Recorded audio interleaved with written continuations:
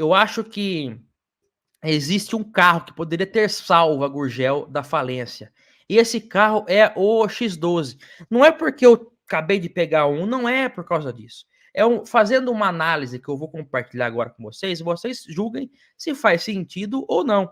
Mas a Gurgel, se você pegar o X12, que foi o maior sucesso da empresa, foi produzido por mais de 20 anos. Então, o que deu errado na Gurgel? Basicamente, para resumir bem a história, a partir do momento em que eles começaram a tentar fazer carro popular para bater de frente com as grandes marcas, é onde a situação começou a dar errado. É claro isso para mim. A partir de 88, que quando começaram a sair os BR-800, a fábrica só durou ali mais 6 anos e faliu. E a fábrica já existia em Rio Claro desde 75.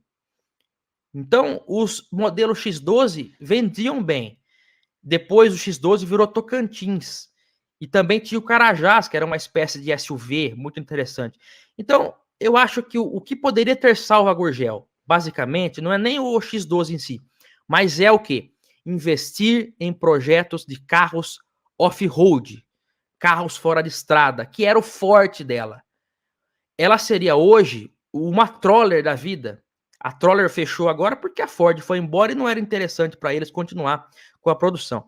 Mas a Gurgel poderia ter se especializado em carros fora de estrada, o que ela fazia muito bem.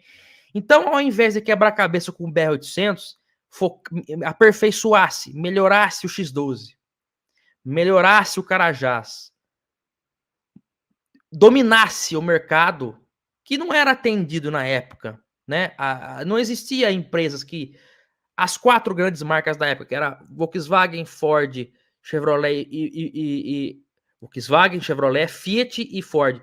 Elas não tinham Jeeps, não tinham carros SUV. A Chevrolet tinha a Veraneio, a Veraneio, Bonanza, né? Mas fora ela, não havia esses carros assim mais compactos.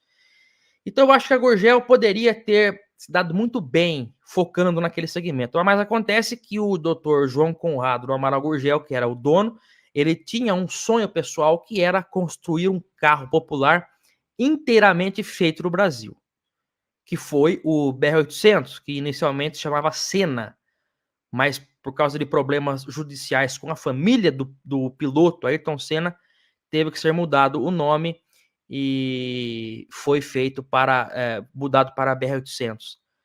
E então, do BR-800, começou ali 88, 89, mas dos anos 90, quando entrou os anos 90, as outras montadoras também ganharam a isenção de IPI para carros com motor até 1.000 cilindradas, e aí o BR-800 não tinha a menor chance contra o Fiat Uno, que era um projeto muito mais avançado. Isso não há dúvidas.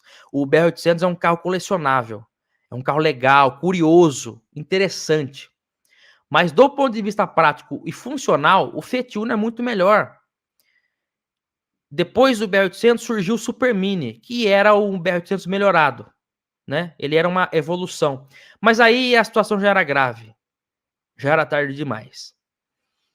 E ao mesmo tempo que o Gurgel focava em carros populares como o BR e o Super Mini, a linha de utilitários como o X12 Tocantins e o Carajás ficaram meio que abandonadas, sem novas modificações significativas.